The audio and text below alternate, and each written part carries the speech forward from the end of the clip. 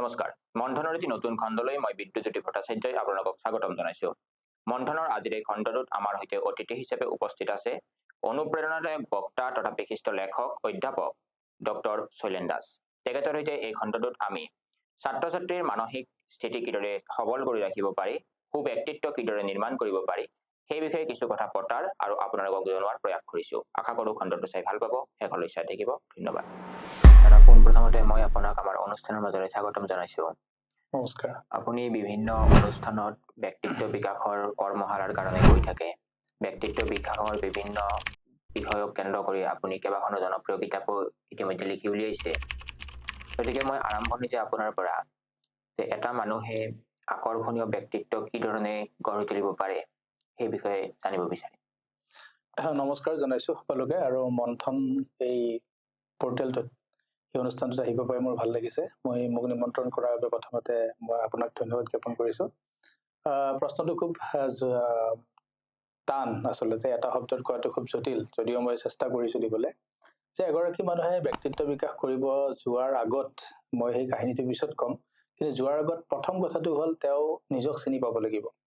যিজন মানুহে নিজক ভালদৰে চিনি পায়, নিজৰ খং, নিজৰ অভিমান, নিজৰ বেয়া দিশ, নিজৰ ভাল দিশ, নিজৰ দুৰ্বলতা, নিজৰ সবলতা, নিজৰ প্লাছ মাইনাছ সকলোখিনি যেতিয়া গম পায়, সেইগৰাকী মানুহেহে জীৱনত ব্যক্তিত্ব বিকাশ কৰিব পাৰে। গতিকে ব্যক্তিত্ব বিকাশ কৰিব যোৱাৰ প্ৰথম ভেটিটোৱে হ'ল নিজক চিনি পাব লাগিব। সেইকাৰণে মই সদায় কৈ থাকোঁ যে ৰিড ইয়ৰ চেল্ফ। মানুহে নিজক ভালদৰে চিনি পাব লাগিব, নিজক পঢ়িব লাগিব। এতিয়া আহো ব্যক্তিত্ব বিকাশ কি, আপুনি যিটো সুধিছে, বা ব্যক্তিত্ব বিকাশ কেনেকৈ কৰিব পাৰি, নহয় জানো? ব্যক্তিত্ব বিকাশ কৰিব পাৰি এগৰাকী মানুহে। ব্যক্তিত্ব বিকাশ মানে হ'ল it's a development, personality development, it's a development. মানে নিজৰ ভিতৰৰ যিবিলাক ইণ্টাৰনেল বস্তু, মানুহৰ ইণ্টাৰনেল বস্তু বুলি ক'লে আমি কি বুজো? মানুহজনৰ খং, মানুহজনৰ অভিমান, মানুহজনৰ থিংকিং চিষ্টেম, মানুহজনৰ বিচাৰ প্ৰক্ৰিয়া, মানুহজনৰ ধৈৰ্য, মানুহজনৰ সহনশীলতা, মানুহজনৰ বিহেভিয়াৰ মানে গুড মৰ্ণিং গুড নাইট সেইটো নহয়, মেণ্টেল বিহেভিয়াৰ যিটো থাকে। তো সেইবিলাক বিকাশ কৰিব পৰাটো হ'ল ব্যক্তিত্ব বিকাশ। মানে ব্যক্তিত্ব বিকাশে এগৰাকী মানুহক বেলেঞ্চ কৰে। আমাৰ আজিকালি চাগে নাই, ময়ো বহুত দিন দেখা নাই, আপুনি দেখিছেনে নাজানো, আগতে টিভি বিলাকত এটা ষ্টেবিলাইজাৰ আছিল, হয়নে? কাৰেণ্টটো মানে আপ ডাউন, আজিকালি নাই, ইনবিল্ট থাকে বুলি কয় ফ্ৰিজ বিলাকতো, যে এইটো কাৰেণ্টটো বেছিকে আহিলেও সি বেলেঞ্চ কৰে, কমকে আহিলেও সি বেলেঞ্চ কৰে। তো পাৰ্চনেলিটি ডেভেলপমেণ্টটো এটা তেনেকুৱা বস্তু। মানে ব্যক্তিত্ব যেতিয়া এগৰাকী মানুহৰ ব্যক্তি বিশেষে ব্যক্তিত্ব থাকে, কিন্তু ডেভেলপ পাৰ্চনেলিটি, বিকশিত ব্যক্তিত্ব এটা মানুহগৰাকীক সদায় বেলেঞ্চ কৰি ৰাখে। মানে ইকনমিক্সৰ ভাষাত এইটো মানে আপোনাৰ ইকুইলিব্ৰিয়াম পইণ্ট বুলি কয়। মানে সি বেলেঞ্চ কৰি ৰাখে, ইফালেও নাযায় ইফালেও নাযায়, বেলেঞ্চ। গতিকে সেইটো কাম কৰিব যাওঁতে মানুহগৰাকীয়ে নিজক চিনি পাব লাগিব। আৰু ব্যক্তিত্ব বিকাশে সদায় এইটো কথা কয়, এগৰাকী মানুহৰ মেণ্টেল বিহেভিয়াৰ, এগৰাকী মানুহৰ চৰিত্ৰ, এগৰাকী মানুহৰ বিচাৰ, এগৰাকী মানুহৰ ৰিয়েকশ্যন, এগৰাকী মানুহৰ থিংকিং প্ৰচেছ, এগৰাকী মানুহৰ এটিটিউড, এগৰাকী মানুহৰ যিটো নিজক লৈ যিটো চিন্তা চৰ্চা, সহনশীলতা, একচেপ্টেন্স, এই গোটেইবিলাক সামৰি পেলাই ব্যক্তিত্ব বিকাশ বুলি কয়। কিন্তু প্ৰথম কথা এইটোৱে, before going to the personality development you have to read yourself. আপুনি নিজক ভালদৰে জানিব লাগিব। আপুনি নিজৰ, মোৰ নাম who am I, my name is Shailen Das, that is not a perfect answer. সেইটো এটা কথা, আমি কৈ দিওঁ আপোনাৰ নামটো কি, কিন্তু মই কোন, আপোনাৰ নামটো কি বুলি কওঁতে ক'ব লাগিব মোৰ নাম শৈলেন দাস, কিন্তু মই কোন সেই শব্দটোৰ কিন্তু সেই প্ৰশ্নটোৰ উত্তৰ এইটো নহ'ব যে মই শৈলেন দাস, সেইটো নহয়। মোৰ সহনশীলতা কিমান, মোক কোনোবাই মই মানে মোৰ ডিউটিত যোৱাৰ আগতে মোক 7:30 বজাত মই যেতিয়া ওলাওঁ ঘৰৰ পৰা, বা 8টা বজাত যেতিয়া ওলাওঁ, গাড়ীখনৰ চাৰিপাত দি পেলাই মই যেতিয়া ষ্টাৰ্ট কৰোঁ, তেতিয়াবা কোনোবাই আহি পেলাই মোক ক'লে তুমি পৃথিৱীৰ ভিতৰত আটাইতকৈ ভাল ল'ৰা, তাৰ ৰিয়েকশ্যনটো কি হ'ব?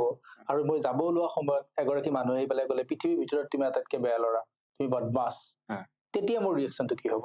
সেইটোৱে হ'ল ব্যক্তিত্ব বিকাশ। মানে বিকশিত ব্যক্তিত্বৰ মানুহজনে বেলেগে আহি পেলাই ঠাট্টা কৰিলেও সি তল পৰি নাযায়, আৰু কোনোবা আহি পেলাই পৃথিৱীৰ ভিতৰত ভাল ল'ৰা বুলি কৈ পেলাই মানে উঠাই দিলেও বা প্ৰশংসা কৰিলেও তেওঁ মানে আনন্দৰ আত্মহাৰা নহয়। কিন্তু আপুনি যিটো কথা ক'লে যে নিজে নিজক চিনিব লাগিব, আমি যেতিয়া এজন ব্যক্তিৰ জীৱনলৈ চাওঁ তেতিয়া আমি দেখিবলৈ পাওঁ যে কোনো মানুহে স্বয়ং সম্পূৰ্ণ নহয়।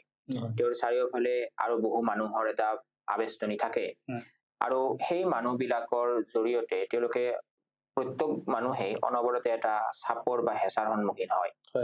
তেনেকুৱা পৰিৱেশৰ পৰা কেতিয়াবা নিজক চিনি পেলাইও মানুহজনে নিজক বিকশিত কৰি তোলাৰ ক্ষেত্ৰত এটা হেঁচাৰ সন্মুখীন হয়, বা তেওঁ যিজন হ'ব খুজিছিলে সেইজন হোৱাৰ ক্ষেত্ৰত কিছু বাধাৰ সন্মুখীন হয় তেনেকুৱা ক্ষেত্ৰত মানুহজনে কেনেকে নিজক আগবঢ়াই লৈ যাব পাৰে একদম প্ৰথম কথা এই প্ৰশ্নটো মোৰ মাতাত মোক ইয়ালৈ আমন্ত্ৰণ কৰাৰ কাৰণে ধন্যবাদটো দিছোৱে তাতকে বেছি ধন্যবাদ দিছো প্ৰশ্নটো কৰাৰ কাৰণে এই প্ৰশ্নটো খুব মানে মোক বহুতে নকৰে আৰু মোৰ মনত থকা এটা প্ৰশ্ন এইটো যে নিশ্চয়কৈ যে মানুহে নিজক বিকাশ কৰাৰ কাৰণে প্ৰত্যেকজন মানুহে চেষ্টা কৰে ময়ো কৰোঁ আপুনিও কৰে মোৰ ষ্টুডেণ্টছখিনিও কৰে আপোনাৰ ষ্টুডেণ্টো কৰে বা বিভিন্ন মানুহে কৰে কিন্তু সদায় মানে আপোনাৰ কি হয় গাড়ীখন যিমান জোৰে যায় আমি স্পীড মিটাৰটো দেখি থাকো ন 80ত গৈ আছে কিন্তু বিপৰীত মুখৰ পৰা সিমান ফ'ৰ্চ এটা কিন্তু গাড়ীখনক আমনিও দি আছে আমি যদি 80ত গাড়ীখন চলাই গৈ গৈছো সেই 80%ত কিন্তু গাড়ীখনক ওলটা চাইডৰ পৰা এটা হাৱা বতাহ এটা কিন্তু ঠেলি আছে মানুহৰ ক্ষেত্ৰতো এইটো প্ৰযোজ্য যেতিয়া আপুনি আপোনাৰ শক্তি অনুযায়ী আপুনি লিখে আপুনি গায় আপুনি যি কৰে আপোনাৰ কাম অনুযায়ী আপুনি যেতিয়া আগবাঢ়ি গৈ থাকে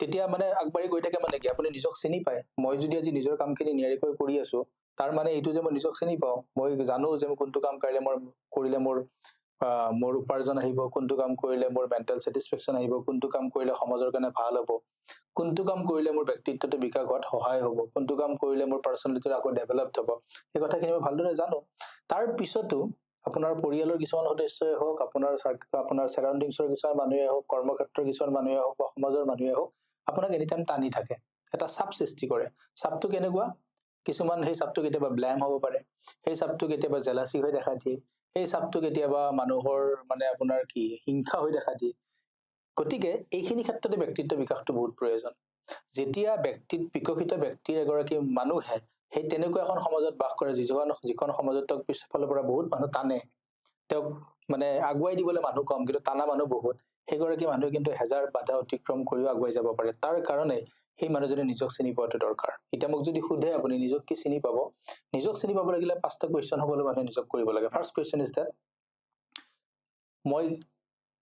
মই কোন বুলি যদি সোধা যায় হু এম আই ফাৰ্ষ্ট কুৱেশ্যনটো হ'ব মই কৰি ভাল পোৱা কামটো কি হোৱাট আৰ মাই লাইকছ মই কি কৰি ভাল পাওঁ মই যি কৰি ভাল পাওঁ সেই কামটোক যদি ধুনীয়াকে পিহি থকা যায় সেই কামটোক যদি সময় দিয়া যায় আপুনি দেখিব সেই কামটো এদিন মোক জীৱিকা দিব এদিন জীৱন দিব আৰু এদিন মোক চিনাকি দিব মই সৰু সৰু কেইটামান এক্সাম্পল দিব খুজিম আপুনি যদি পাৰ্মিশ্যন দিয়ে যে এগৰাকী মানুহ মই পাইছো যিগৰাকী মানুহে বেলেগৰ হোটেলত মেনু বনাইছিল বেলেগৰ হোটেলত খানা বনাইছিল তো খানাক লৈ পেলাই লাগি থাকিল খানাক লৈ পেলাই গোটেই অসমত তেওঁ বাছ ধৰি পেলাই ইখনৰ পিছত সিখন বাছ চেঞ্জ কৰি পেলাই গায়ে গায়ে যায় ৰন্ধন প্ৰকৰণবোৰ শিকে এদিন তেওঁ নিজাকে এখন ৰেষ্টুৰেণ্ট দিলে তাৰপিছত তেওঁ গাড়ী লৈ পেলাই তেওঁ জনগোষ্ঠীবিলাকৰ মাজত সোমাই গ'ল সময় দিলে জনগোষ্ঠীবিলাকৰ যিবিলাক ৰন্ধন প্ৰকৰণ শিকিলে লিখিলে চাব গ'লে তেওঁ ৰান্ধনি কিন্তু তেওঁক আজি মানুহে নাম দিছে চেফ কুক আৰু চেফৰ মাজত ডিফাৰেঞ্চ এটা আছে গতিকে সেই চেফজনক অতুল লহকৰ মই বেলেগৰ মই দিবই যোৱা নাই অসমৰ মানুহৰ কথা কৈ আছো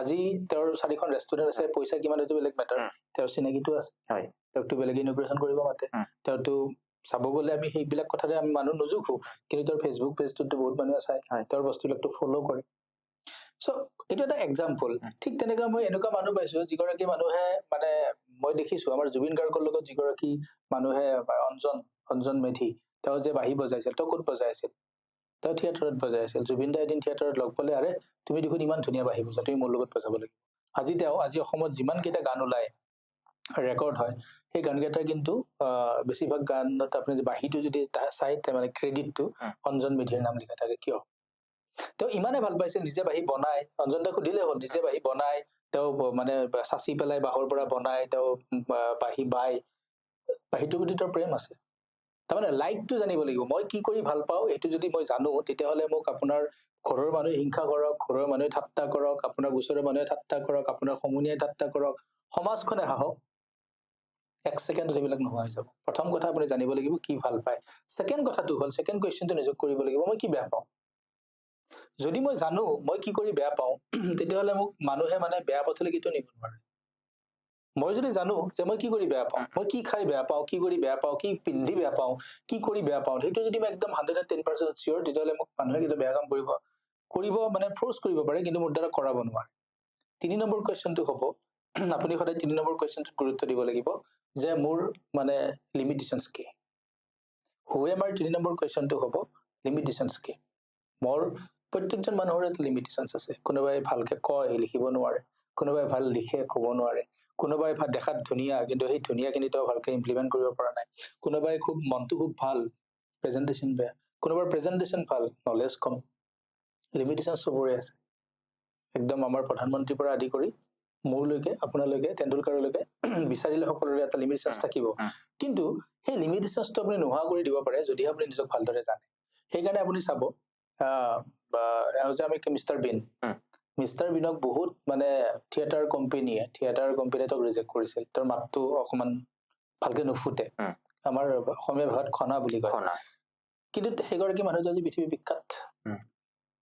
তেওঁক ইগনৰ কৰিছিলে, তোমাৰ মাতটো বেয়া, কিন্তু সেইগৰাকী মানুহে আজি নিজৰ চিনি পাই কাৰণে, নিজৰ কৰি ভাল পোৱা কামটোৰে তেওঁ তেনেকুৱা ধৰণৰ এক্টিং কৰি পেলাই ৱৰ্ল্ড ফেমাছ। তাৰমানে কথাটো হ'ল নিজক চিনি পাব লাগিব। 3 নম্বৰ কুৱেশ্যনটো যিটো ক'লো যে আপোনাৰ লিমিটেশ্যনটো আপুনি জানিব লাগিব। এখন চিনেমাত মই দেখিছিলো, চিল্লাৰ পাৰ্টি চাগে, চিল্লাৰ পাৰ্টি বুলি এখন খুব ধুনীয়া চিনেমা আছে। তাত মানে মই কাহিনীটো কৈছো সৰুকে। তাত এগৰাকী মানে মতা মানুহ, তেওঁ মানে মাতটো মাইকীৰ নিচিনা, মানে মহিলা মানুহৰ নিচিনা। বাচ্চাকেইটাৰ লগত সি মানে এপাৰ্টমেণ্টৰ বাচ্চাকেইটাৰ লগত কথা পাতে, সৰু বাচ্চাক লৈ পেলাই চিনেমাখন। এগৰাকী বাচ্চাই তেওঁক আইডিয়াটো দিয়ে, মানে তোমাৰ মাতটোহে মানে মহিলাৰ নিচিনা, তুমি ৰেডিঅ'ত আৰজে কিয় নোহোৱা, তেতিয়াতো মানুহে তোমাক দেখা নাপাব ন। তেওঁ তাৰপিছত আৰজে হৈ যায়। চিনেমাখনত কেতিয়াবা আপুনি চাব চিল্লাৰ পাৰ্টি নামটো, তেওঁ আৰজে হৈ যায়, ফেমাছ আৰজে হৈ যায়। আৰজেতটো আৰু আৰজেঙতটো মানুহজন নেদেখে ন, মাতটোহে দেখে, মাতটোহে শুনে, মাতটো শুনি পেলাই মানুহে কল্পনা কৰে। সেইটো হ'ল কথা। লিমিটেশ্যনটো মানুহে জানিব লাগিব। তাৰপিছত জানিব লাগিব আপোনাৰ অভাৱ কি আছে। প্ৰত্যেকজন মানুহে কিন্তু কিছুমান অভাৱৰ দ্বাৰা জীৱনটো আগবাঢ়ি গৈ থাকে। কাৰোবাৰ যদি টকাৰ অভাৱ, কাৰোবাৰ সংগীৰ অভাৱ, কাৰোবাৰ মৰমৰ অভাৱ, কাৰোবাৰ আৱেগৰ অভাৱ, কাৰোবাৰ সময়ৰ অভাৱ, কাৰোবাৰ বিচনাৰ অভাৱ, কাৰোবাৰ বিচনা আছে টোপনিৰ অভাৱ, কাৰোবাৰ ঘৰ আছে বিচনা নাই, কাৰোবাৰ বিচনা আছে টোপনি নাই, কাৰোবাৰ জোতা আছে তেওঁৰ পিন্ধিবলৈ ভৰি নাই, কাৰোবাৰ ভৰি আছে পিন্ধিবলৈ জোতা নাই। গতিকে সকলোৰে সমস্যা আছে, সকলোৰে অভাৱ আছে। আৰু অভাৱটোক মই নিজে ক'ব বিচাৰো যে এইটো মোৰ ব্যাখ্যা, এই অভাৱটো হ'ল মানে অভাৱেই হ'ল মানে আৱিষ্কাৰৰ মূল বুলি কয়, সেইটোতো আমি সকলোৱে জানো। কিন্তু মোৰ ব্যাখ্যাটো হ'ল অভাৱেই হ'ল জীৱনৰ আটাইতকৈ ডাঙৰ শক্তি। অভাৱটো শক্তিলৈ কনভাৰ্ট কৰিব পাৰিব তেতিয়া, যেতিয়া এগৰাকী মানুহে নিজক চিনি পায়। গতিকে এইবিলাক কথা খুব ডাঙৰ কথা। তাৰপিছত আটাইতকৈ লাষ্ট কুৱেশ্যনটো যিটো হু এম আই, মানে if it is going to be it's up to me, সেইটো নিজক সুধিব লাগিব। তাৰ মিনিংটো এনেকুৱা, জীৱনত যি ঘটি আছে, ভাল ঘটিছে যদিও মোৰ কাৰণে ঘটিছে, যদি বেয়াও ঘটিছে মোৰ কাৰণে ঘটিছে। ৰেছপনচিবিলিটি। আজি মই চলাই আহোঁতে গাড়ীখন যদি ক'ৰবাত লাগি গ'ল, গৰু এটা আহি মাৰি দিলে, গৰুটোক গালি পাৰিব লাভ নাই, মোৰ ওচৰত বহি থকা মোৰ সংগীজনক গালি পাৰিব লাভ নাই। খং উঠিব, কিন্তু ইটছ আপ টু মি। জীৱনত যদি কিবা ঘটি আছে, ভাল ঘটিছে মোৰ কাৰণে ঘটিছে, আটাইতকৈ বেয়া ঘটিছে মোৰ কাৰণে ঘটিছে, তাৰ কাৰণে বেলেগৰ ওপৰত মানে বোকা ছটিওৱা যিটো, সেইটো নাই। আৰু এইখিনি বস্তু যদি থাকে, তেতিয়াহ'লে এগৰাকী মানুহে নিজক চিনি নোপোৱাৰ কোনো কাৰণ নাই। আৰু যদি যেতিয়া এইখিনি বস্তু জানি পেলাই এগৰাকী মানুহে নিজক চিনি পায়, আৰু সেইগৰাকী মানুহৰ ব্যক্তিত্ব বিকাশ নহয় কেতিয়াও নোৱাৰে। এতিয়া এই কথাখিনি যিয়ে শুনি থাকিব, তেওঁৰ নিশ্চিতভাৱে এটা মটিভেশ্যন আহিব। এতিয়া মটিভেশ্যনৰ কথাটো আৰু এটা কথা আহি যায় যে যেতিয়া মটিভেশ্যনেল ভিডিঅ' বিলাক আজিৰ পৰা কিছু বছৰ আগতে মানুহে খুব চাইছিলে, আজিকালি সেইটো অকণমান কমিল। তেতিয়া মানুহজনে চাই থকা সময়ত এটা সাংঘাতিক ধৰণৰ ভিতৰৰ পৰা জোৰ এটা পাই থাকে যে আজি কামটো কৰিব লাগিব বা এনেকুৱাকে নিজক উন্নতিৰ দিশলৈ লৈ যাব লাগিব। কিন্তু যেতিয়া চোৱাটো বন্ধ কৰি দিয়ে, তাৰ পিছৰ পৰা কাম কৰাৰ সেই শক্তিটো কৰবাত নাইকিয়া হৈ যায়। এতিয়া মানুহে নিজক কেনেকে কণ্টিনিউৱাছলি মটিভেটেড কৰি ৰাখিব? মটিভেশ্যনেল স্পিকাৰে কোৱা কথাবিলাক শুনি, মটিভেশ্যনেল ভিডিঅ' চাই কোনোবাই যদি জীৱনত আগবাঢ়ি যাম বুলি ভাবে, সেইটো হ'ব তেওঁ মানে ভুল কথা। মানে আজিকালি যে 10 টকীয়া ধূপেৰে মহ খেদা এটা চিষ্টেম ওলাইছে, মানে অকণমান সময়ৰ কাৰণে মহটো যায়। আপুনি যদি মহটো খেদিব লাগে, তেতিয়াহ'লে আপুনি নালাটো চাফা কৰিব লাগিব, আপোনাৰ চাৰাউণ্ডিংছটো মানে ধুনীয়াকে ৰাখিব লাগিব, DDT ছটিয়াই পেলাই। অ'কে, ঠিক তেনেকুৱা কথা যে মটিভেশ্যনেল স্পিকাৰ মই সন্মান কৰোঁ, কিন্তু মই সন্মানহে কৰোঁ, কিন্তু মই মটিভেশ্যনেল স্পিকাৰ বুলি কোৱা শব্দটো মই সিমান এটা ভাল নাপাওঁ। কেতিয়াবা মোকো কোনোবা কিছুমানে লগাই দিয়ে মিডিয়াত, মই এইটো অলপ ইগনৰ কৰোঁ। কোনো কাকো মটিভেশ্যন দিব নোৱাৰে, মানে মটিভেশ্যন নিজে ল'ব লাগিব। মানে মটিভেশ্যন যে চাই পেলাই আপুনি যে ক'লে মটিভেশ্যনেল স্পিকাৰে কোৱা কথাবিলাক শুনি পেলাই এনেকুৱা লাগে যে মই পৃথিৱীখন আগবাঢ়ি যাম। আজিকালি ৰিলছ বিলাকতো আহিয়ে থাকে 30 ছেকেণ্ডত, কিন্তু সেইটো টেম্পৰাৰী। পাৰ্মানেণ্ট চলিউশ্যনটো নিজৰ মাজত আছে। মই সেইকাৰণে বাৰে বাৰে কৈছো, প্ৰথম অৱস্থাৰ পৰাই আপুনি ষ্টাৰ্ট কৰাৰ পৰাই, মানে যদি মই আগুৱাই যাব বিচাৰো, মই নিজক জানিব লাগিব, মোক চিনি পাবই লাগিব। তাতকে ডাঙৰ মটিভেশ্যন একো হ'ব নোৱাৰে জীৱনত। মটিভেশ্যনেল স্পিকাৰে আপোনাৰ কাষত থাকি পেলাই কৈ থাকিব নোৱাৰে যে আপুনি ভিডিঅ' চাই পেলাই আগবাঢ়িব নেকি। সমস্যা আহিছে, আপুনি ভিডিঅ'টো লগাব নে আপুনি নিজৰ ব্ৰেইনটো লগাব? ভিডিঅ' চাব লাগে, মটিভেশ্যনেল স্পিকাৰে কোৱা কথাবিলাক শুনিব লাগিব, মই তেওঁলোকক ৰেচপেক্ট কৰিব, ময়ো চাওঁ সময় পালে। কিন্তু কথাটো কি হৈছে, নিজক যেতিয়া চিনি পাব, নিজৰ পৰা যিটো ফ'ৰ্চ, যিটো এনাৰ্জি, যিটো মটিভেশ্যন আহিব, তাতকে ডাঙৰ মটিভেশ্যন জীৱনত একো হ'ব নোৱাৰে। তাৰ কাৰণে ঘূৰি ঘূৰি এটাই কথা, নিজৰ ব্যক্তিত্বটো বিকাশ কৰিব লাগিব। ঘূৰি ঘূৰি এটাই কথা, নিজক সময় দিব লাগিব, ঘূৰি ঘূৰি এটাই কথা, নিজক পঢ়িব লাগিব। সেইকাৰণে মই কওঁ যে কিতাপ পঢ়াৰ আগতে মানুহে নিজক পঢ়িব লাগে। আৰু according to the mass communication, মই যিহেতু মাছ কমিউনিকেশ্যনৰ শিক্ষক, গতিকে মই মাছ কমিউনিকেশ্যনত ধুনীয়া টাইপছ অফ কমিউনিকেশ্যন আমি যেতিয়া পঢ়াওঁ তাত এটা টাইপছ আছে, সেইটো হ'ল ইন্ট্ৰা পাৰ্চনেল কমিউনিকেশ্যন, মানে কমিউনিকেশ্যন উইদিন আৱাৰ চেল্ফ। আমি কিন্তু সদায় কৰো, আমি টাৰ্মটো নাজানো, কিন্তু প্ৰত্যেকজন মানুহে শিক্ষিতই হওক বা অশিক্ষিতই হওক, আপুনি কেতিয়াবা চাৰ্টটো কৰবাত বিয়াত যাব ওলাইছে, চাৰ্টটো পিন্ধাৰ আগত আপুনি ভাবে এইটো পিন্ধিম নে সেইটো পিন্ধিম, কাকো নকয়, মনক কয় কিন্তু এইটো পিন্ধিম নে এইটো পিন্ধিম, যাম নে নাযাম বিয়াখনত, খাম নে নাখাম। এই বস্তুবিলাক, এই যিটো দ্বন্দ্ব, ইণ্টাৰপাৰ্চনেল কমিউনিকেশ্যনটো খুব দৰকাৰ। আৰু যিগৰাকী মানুহে ইণ্টাৰপাৰ্চনেল কমিউনিকেশ্যনটো ভালকে কৰিব পাৰে, সেইগৰাকী মানুহৰ মটিভেশ্যনটো খুব থাকে। এতিয়া আমি পাৰ্চনেল লাইফত দেখিবলৈ পাওঁ, মোৰ নিজৰ পাৰ্চনেল এটা এক্সপিৰিয়েঞ্চ কৈছো, যে মই লিখো, মই কণ্টিনিউৱাছ 2006 পৰা মই লিখি আছো। মই যিদিনাখন বি বৰুৱা কলেজত পঢ়িব গৈছো, সিদিনাখনৰ পৰাই মই কম কুমাকে অসমীয়া প্ৰতিদিনত মই প্ৰথম লিখিছিলো। তাৰ কাৰণে মই চন্দন কুমাৰ দুৱাৰা নামৰ সাংবাদিকগৰাকীক ধন্যবাদ দিব লাগিব। তেওঁ জ্যেষ্ঠ সাংবাদিক, তেওঁ মোক বাট দেখুৱাইছিল, আৰু আজিলৈকে মই লিখি আছো। কিন্তু মই মানুহে, কেতিয়াবা মোৰ মুখেৰেও বেয়া কথা ওলাব পাৰে, আড্ডাত মই কেতিয়াবা খং কৰিব পাৰো, ঘৰুৱা পৰিৱেশত কেতিয়াবা মই খং কৰিব পাৰো, কিন্তু মানুহে সদায় সেই কামটোত টিগাৰটো কৰে, সেই কামটোত মানে শ্বটটো মাৰিব খোজে। এই মানে কেনেকুৱা যে কি ৰাইটাৰ, আপুনি গান গায়, আপুনি গান লিখে ধৰি ললো, আপুনি কেতিয়াবা বেসুৰাকো গাব পাৰে, কিন্তু আপুনি কিমান ভালকে গালে সেইটো জাজমেণ্ট নকৰি মানি পেলাই এদিন বেসুৰাকে গাওক আপুনি, সেইটো ধৰিব। ই গান গালে 15 বছৰ, কি গান গালে, আজিতো পাৰফৰ্মেঞ্চ বেয়া। গতিকে মানুহে আপোনাক সমালোচনা কৰিবই, মানুহে সমালোচনা কৰাটো মানুহৰ কাম। মানুহে মানসিক চাপ এটা ধৰি ৰাখিব বিচাৰে, আজিকালি আৰু বিচাৰে প্ৰতিযোগিতাৰ যুগ। গতিকে মোক যদি আপুনি লেং নামাৰে, তেওঁ কেনেকে আগবাঢ়িব। বহুত মানুহৰ মেণ্টেলিটিটো সেইটো। কিন্তু 1% মানুহৰ, 1% মানুহৰ, 1% বুলি ক'লে বেয়া হ'ব, বহুত শতাংশ মানুহে আছে আজিকালি, এটা চাম বুলি ক'ম মই, পাৰ্চেণ্টেজটো বাদ দিলো, এটা চামে ভাবে যে তেওঁ আগুৱাওক ময়ো আগুৱাওক, মোৰ কোনো কম্পিটিশ্যন, পাৰ্চনেল লাইফত মোৰ কাৰো লগত কম্পিটিশ্যন নাই, মোৰ এজন মানুহৰ লগতে কম্পিটিশ্যন আছে, সেইটো হ'ল ভিতৰৰ শৈলেন্দ্ৰ লগত। গতিকে প্ৰত্যেকজন মানুহে এই যে চাপ আপুনি ক'লে, চাপ বিলাক ধৰি ৰাখিবলৈ লাভ নাই, চাপ বিলাকক লৈ টেনচন লৈ লাভ নাই, নিগেটিভ হোৱাৰো লাভ নাই। আৰু কথাটো হ'ল মটিভেশ্যনেল স্পিকাৰে কোৱা কথাবিলাক যে আপোনাৰ জীৱনত 100% ফলিয়াব, সেইটোও ভুল। আপুনি নিজক চিনি পাওক, আপুনি নিজক চিনি পাই পেলাই ভিতৰৰ পৰা যেতিয়া এটা মটিভেশ্যন আহিব, সেই মটিভেশ্যনটোৱে আপোনাক কলৈকে মানে লৈ যাব আপুনি কেতিয়াও ভাবিব নোৱাৰে। সেইকাৰণে মই আকৌ পুনৰাই সেইটো কথাই দোহাৰিছো যে নিজক চিনি পাব লাগিব।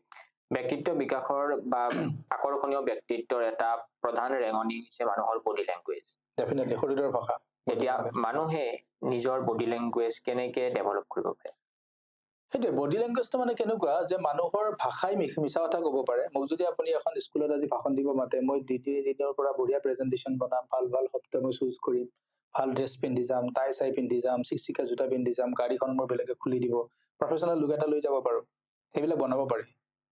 কিন্তু বডি লেংগুৱেজ কেতিয়াও বনাব নোৱাৰি। আপুনি থিয় দিয়াৰ লগে লগে আপোনাৰ চকুৱে, আপোনাৰ কাণে, আপোনাৰ নখে, আপোনাৰ আঙুলিয়ে, আপোনাৰ হাঁহিয়ে, আপোনাৰ চুলিৰ ভাজে, আপোনাৰ কঁকালৰ ভাজে, আপোনাৰ থিয় হোৱাৰ ভংগীমাই আপুনি কি মানুহ বুজাই দিব। গতিকে বডি লেংগুৱেজ মানে এইটো মাছ কমিউনিকেশ্যনৰ ভাষাত নন ভাৰ্বেল কমিউনিকেশ্যন, শব্দ নোহোৱাকে কিছুমান কমিউনিকেশ্যন চলি থাকে। গতিকে বডি লেংগুৱেজটো ঠিক কৰাৰ কাৰণে কোনো ধৰণৰ কেপচুল নাই, কিন্তু বডি লেংগুৱেজটো ঠিক তেতিয়া হ'ব যেতিয়া এগৰাকী মানুহে নিজক ভালদৰে চিনি পাব পাৰে। যিগৰাকী মানুহে চাব, মই কিছুমান ইণ্টাৰভিউ, আজি ৰাতিপুৱা মই আপোনাৰ তাতে অহাৰ আগতে মই আমিৰ খানৰ এটা ইণ্টাৰভিউ চাই আছিলো, ৰজত নেকি, তেওঁ ৰজত শৰ্মাৰ লগত। তো আমিৰ খানক মানে তেওঁ মানে হাঁহি হাঁহি পেলাই কিছুমান মানে মানে কেনেকুৱা হাঁহি আহি পেলাই ক্ৰিটিচাইজ কৰি আছে, কিন্তু আমিৰ খানৰ উত্তৰ দিয়া যিটো তেওঁৰ ভংগীমা, হাতখন লোৱাৰ যিটো ভংগীমা, বহাৰ যিটো ভংগীমা, বডি লেংগুৱেজ যিটো, মোৰ ভাষাত, মোৰ সম্যক জ্ঞান, মই জ্ঞানী মানুহ নহয়, যিখিনি সম্যক জ্ঞান আছে, মানে অকণমান যিখিনি নলেজ আছে, তাৰ পৰা মই দেখিছো তেওঁ অনেষ্টলি এটেণ্ড কৰিছে ঠিক এটা প্ৰশ্ন। গতিকে কথাটো তেনেকুৱা যে আপোনাৰ বডি লেংগুৱেজ কথা ক'ব গ'লে, বডি লেংগুৱেজ ঠিক কৰা প্ৰথম কথাটো হ'ল আপুনি নিজক ভালদৰে জানি ল'ব লাগিব। যেতিয়া আপুনি নিজক ভালদৰে জানে, আপোনাৰ বডি লেংগুৱেজ খুব সুন্দৰকে ফুটি উঠিব। আৰু বডি লেংগুৱেজ কেতিয়াবা মানে নজনাকৈও বেয়া হৈ থাকে, সেইকাৰণে বডি লেংগুৱেজৰ ওপৰত অলপ পঢ়া শুনা কৰিব লাগিব। মানে নিজৰ বডিটোক মানে যোগাযোগৰ মাধ্যম হিচাপে ব্যৱহাৰ কৰিব লাগিব। বহুত মানুহে নকৰে, বহুত মানুহে নজনাকে কাৰোবাৰ লগত কথা পাতি থাকিলে এনেকে থাকে। বহুত মানুহে পেনটো, মই ষ্টুডেণ্ট বিলাকক দেখো, যেতিয়া আনচাৰ এটা দিব লাগে তেতিয়া পেনটো, আজিকালি পেন বিলাক যে এনেকে উঠা নমা কৰি থাকিব পাৰে, সেইটো কৰে, কোনোবাই নখটো কামুৰি থাকে, কোনোবাই আঙুঠিটোৱে ঘূৰাই থাকে। তাৰমানে তেওঁ জনাকে নজনাকে তেওঁ কিন্তু কিছুমান ইংগিত আমাক দি আছে। গতিকে বুদ্ধিয়ক মানুহে ইংগিত বিলাক পঢ়ি পেলাই। সেইকাৰণে ইণ্টাৰভিউ বিলাকত গ'লে আপুনি দেখিব যে এজন মানুহ এনেকুৱাকে থাকে ইণ্টাৰভিউত, যেতিয়া আপুনি ভাইভা দিব যাব, তেওঁ একো নকয়, না নামটো সোধে আপোনাৰ এনে কোৱালিফিকেশ্যন হৈছে নে কিবা প্ৰশ্ন সোধে একো নুসুধে তেওঁ কি তেওঁ আটাইতকৈ গুৰুত্বপূৰ্ণ মানুহজন তেওঁ খতৰনাক মানুহ তেওঁ আপোনাৰ বডি লেংগুৱেজ চাই আছে তেওঁহে আটাইতকৈ পিছত মানে ৰিপ্লাইটো দিব ইণ্টাৰভিউ এওঁক ল'ব লাগে নে নালাগে তেওঁ বডি লেংগুৱেজ চাইকলজিকেল কথাবিলাক তেওঁ চাই আছে গতিকে বডি লেংগুৱেজটো ভাল কৰাৰ কাৰণে ভাল পাৰ্চন মই এতিয়া সংক্ষিপ্ততে ক'ব গ'লে এইটো কম ভাল ব্যক্তিত্ব থকা মানুহৰ ইণ্টাৰভিউবিলাক চাব লাগিব আৰু যেনেকে কালামৰ ব্যক্তিত্বটো মানে কালামৰ ভিডিঅ'বিলাক যদি ইউটিউবত এতিয়াও আছে কালাম ছাৰৰ ভিডিঅ'বিলাক চাব পাৰে তেওঁৰ ব্যক্তিত্বই মোক সঁচাকে তেওঁৰ ব্যক্তিত্ব আৰু তেওঁৰ বডি লেংগুৱেজে মোক সঁচাকে আপ্লুত কৰে আৰু আজিৰ তাৰিখত আমিৰ খানৰ ব্যক্তিত্বই মোক আপ্লুত কৰে মানে ব্যক্তিত্ব মানে কি আপোনাৰ বডি লেংগুৱেজ তাৰোপৰি বডি লেংগুৱেজটো ৰিড কৰিব পাৰি আপোনাৰ বা ফ'ল' কৰিব পাৰে বৰাক অবামাৰ তেওঁলোকৰ মানে জেষ্টাৰ বিলাক তেওঁলোকে হাতখন ক'ত থয় কথা পাতিলে নাকটো খোজাই কথা পাতি থাকলে কেনেকে খোজুৱাই চুলিখিনি কেনেকে ঠিক কৰে হাতখন কেনেকে থাকে নাৰ্ভাছ হৈ থাকে কিছুমানে আঙুঠিটো এনেকে 10 বাৰ মান পকাই থাকে কথা কওঁতে তাত কিন্তু আমি জনা মানুহে জানি আছো তেওঁ কি বুজাব বিচাৰি আছে গতিকে এই কথাবিলাক থাকে আৰু তাৰ কাৰণে বডি লেংগুৱেজৰ ওপৰত মই চাওঁ আমাৰ মইওতো আৰু মানে অসমীয়া এখন প্ৰকৃত গাঁৱৰ পৰা অহা মানুহ এতিয়াও মই গাঁৱতে থাকো মানে মোৰ অঞ্চলটো এতিয়াও যদিও ছেমি আৰবানৰ টাচ এটা আছে মই গাঁও বুলি কৈ ভাল পাওঁ গাঁৱেই হয় গতিকে তাত দেখো ৰাতিপুৱা উঠাৰ পৰা বহুত মাক দেউতাকে ল'ৰা ছোৱালীক মালভোগ কল পানী মিক্স নকৰা গাখীৰ পনীৰ খুৱাই পেলাই মানে একদম শাৰীৰিকভাৱে সুস্থ ৰাখিব বিচাৰে কিন্তু মানসিকভাৱে সুস্থ ৰাখিব বিচাৰে সেই ল'ৰা ছোৱালীক বডি লেংগুৱেজ ডেভেলপ কৰাৰ কাৰণে পাৰ্চনেলিটি ডেভেলপমেণ্ট কৰাৰ কাৰণে দিনটোত 1 মিনিট সময় খৰচ কৰে নে নকৰে তেওঁলোকক প্ৰতিযোগিতাৰ মাজলৈ ঠেলি দিয়া অমুকে অমুক পাইছে তোমাৰ ক্লাছৰ অমুক পাইছে তুমি কিমান পাইছা তোমাৰ ক্লাছৰ অমুক প্ৰতিযোগিতাত অমুক পাইছে তুমি কি পাইছা তুমি অমুকক মাতিবা তুমি অমুকক নামাতিবা এইবিলাকে শিকাই আছে প্ৰতিযোগিতাত আকৌ নিগেটিভ তেওঁক কেতিয়াবা শিকোৱা মই এইটো দেখা নাই মই বহুত মানে ঘৰত মই ভিজিট কৰো বহুত মই ঘৰবিলাকৰ বহুতৰ মই মানে কি মোক একচেপ্ট কৰে যাওঁ মোক আলহী হিচাপেও মানে বা ঘৰুৱা মেম্বাৰ হিচাপে বহুত ঘৰত যাওঁ মই বহুত ঘৰত দেখা পাওঁ এইবিলাক কথা কিন্তু 1 ছেকেণ্ডো নকয় 365টা দিনত 3 ছেকেণ্ডো নকয় মই দেখিছো গতিকে তেতিয়া বডি লেংগুৱেজৰ ওপৰত ল'ৰা ছোৱালীগৰাকীৰ কেতিয়া ধাৰণা হ'ব যেতিয়া ধাৰণা হ'ব তেতিয়াতো বডি লেংগুৱেজ কাৰেক্ট কৰাৰ সময় নাথাকে কেতিয়া ধাৰণা হয় ইণ্টাৰভিউ দিব গ'লে ইউটিউব চাই পেলাই গম পালে কিন্তু সেইটো সৰুৰ পৰা হ'ব লাগে সৰুৰ পৰা মাক দেউতাকে ল'ৰা ছোৱালীক শিকাব লাগে ৰিলেটিভছে শিকাব লাগে টিচাৰে শিকাব লাগে কাৰণে টিচাৰৰ এটা ডাঙৰ ৰোল আছে যে বডি লেংগুৱেজ কি শৰীৰৰ ভাষা কি শৰীৰে কেনেকে কথা কয় মুখেৰেতো কথা কয় মইতো ভাল ৱৰ্ড ইউজ কৰি পেলাই আপোনাক ইমপ্ৰেছ কৰি গুচি যাম কিন্তু মোৰ চকুৱে কি কৈ আছে মোৰ আঙুলিয়ে কি কৈ আছে মোৰ বহাৰ ভংগীমাই কি কৈ আছে মই থিয় হোৱাৰ ভংগীমাই কি কৈ আছে দ্যাট ইজ অলছ ইম্পৰ্টেণ্ট কিন্তু যিখিনি মানুহে শিকাব লাগে বুলি আপুনি উল্লেখ কৰিলে তেওঁলোকৰো বেছি সংখ্যক মানুহৰে বডি লেংগুৱেজ বা আকৰ্ষণীয় ব্যক্তিত্ব নাথাকে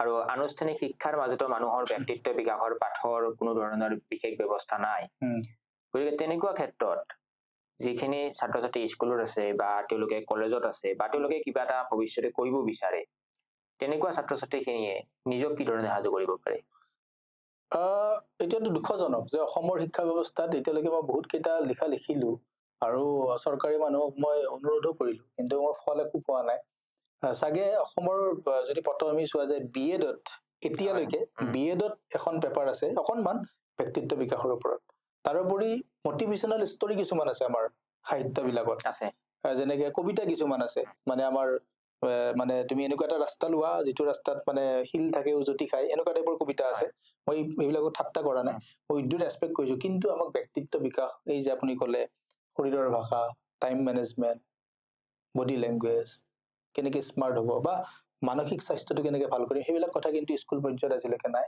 কলেজ পৰ্যায়তো নাই অলপমান স্পেচিয়েলিষ্ট হয় ইউনিভাৰ্চিটি লেভেলত আৰু যদি আপুনি সাইকলজি সাবজেক্ট বিলাক লয় আৰু আদাৰৱাইজ বিএডত অকণমান আছে কিন্তু তাক বাদে আপুনি যদি বাহিৰত চাই জাপানৰ শিক্ষা ব্যৱস্থা চাই শিশু অৱস্থাৰ পৰাই ব্যক্তিত্ব বিকাশৰ কথা শিকায় চাইনাত যদি চাই বডি লেংগুৱেজৰ কথা শিশু অৱস্থাৰ পৰা শিকায় আমাক ইমানেই শিকালে আমি ইমানেই জ্ঞানৰ আমাৰ তথ্য আছে নলেজ নাই আমি ইমানেই তথ্য জানো আমেৰিকাত কেইজন মানে হিন্দু মানুহ আছে আমি কৈ দিম আমেৰিকাত কেইজন মানুহে চাকৰি কৰে আমি কৈ দিম আৰু গুগল আমাৰ তথ্য আছে ন কিন্তু আমি টেনচন এটা আহিলে আমি ভাঙি পৰিম নে নপৰিম এই কথাটোৰ ওপৰত কিন্তু আমাৰ নলেজ নাই কাৰণ আমাক শিকোৱা হোৱা নাই গতিকে কথাটো এইটো আপুনি সুধিছিলে যে শিক্ষকৰ ৰোল কেনেকুৱা হ'ব লাগে পিতৃ মাতৃৰ ৰোল কেনেকুৱা হ'ব লাগে যে ব্যক্তিত্ব বিকাশৰ ক্ষেত্ৰত প্ৰথম কথা আমাৰ এতিয়া মই আকৌ যদি এইটো কিবাকে আমাৰ মানে আমাৰ মুখ্যমন্ত্ৰী ডাঙৰীয়া চাই মই সন্মানীয় ডাঙৰীয়াক মই মুখ্যমন্ত্ৰী ডাঙৰীয়া হিমন্ত বিশ্ব শৰ্মাক মই অনুৰোধ কৰিম যে এতিয়াও কিন্তু ছাৰ আমাৰ অসমৰ শিক্ষা ব্যৱস্থাত ব্যক্তিত্ব বিকাশৰ পাঠ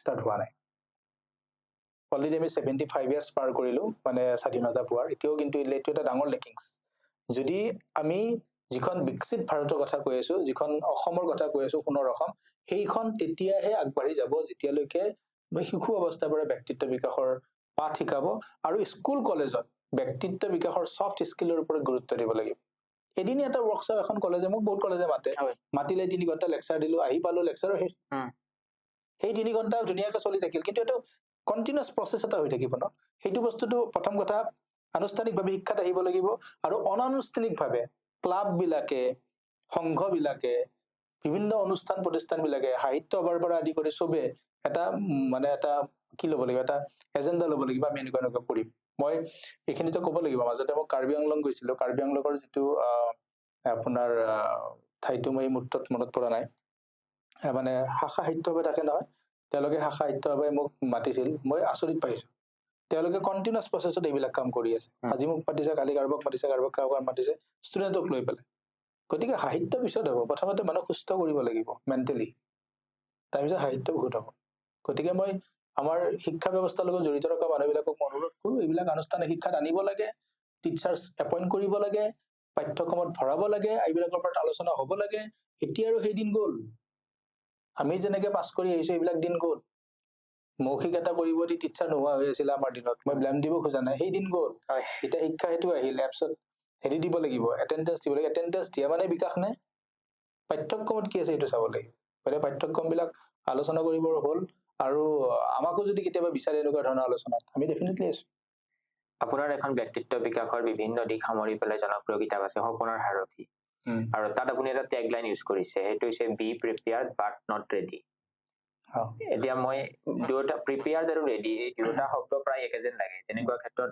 আপুনি কি কাৰণত এই টেগলাইনটো বা হুক লাইনটো ইউজ কৰিলে মই সেইটো কথা জানিব বিচাৰিম সেই কিতাপখন যোনে পঢ়িছে বা যোনে দেখিছে মোক সেইটো সুধিছে যে be always prepared but not ready কথাটো নতুবা বা জেনিবা বা নতুবা এনেকুৱা টাইপৰ কথা একে লাগে কিন্তু মোৰ ফিলচফিটো একে নহয় মানে মই কথাটো কৈছো যে লাইফ ইজ আনপ্ৰেডিক্টেবল লাইফটোত এই মুহূৰ্তত কি হয় মই ইয়াৰ পৰা ওলোৱাৰ পিছত আপোনাৰ ফ্ল'ৰটোৰ পৰা নামি যোৱাৰ পিছতো মই উজুতি খাই পৰি যাব পাৰো মৰি যাব পাৰো আই ডোন্ট নো ৰাস্তাৰে গৈ থাকোঁতে মোক গৰু এটা আহি মাৰি দিব পাৰে মৰি যাব পাৰো আৰু যিকোনো পৰ্যায়ত আপুনি মোক মৰম কৰি আছে মোৰ এনেকুৱা কিছুমান ঘৰ আছে যিবিলাক ঘৰত মই গৈ পেলাই যেতিয়া মোৰ কোনো ধৰণৰ ব্লাড ৰিলেশ্যন নাই কিন্তু মই যদি কওঁ যে বিচনাখন হ'ব নেকি শুবলৈ মোক দিব ভাত সাজো দিব কিন্তু মোৰ তাৰ লগে লগে এটা ভয়ো থাকে দেই সেই মানুহগৰাকীয়ে যদি মোক কালিৰ পৰা মৰম নকৰা বুজি পাইছেনে মোৰ ভগৱানৰ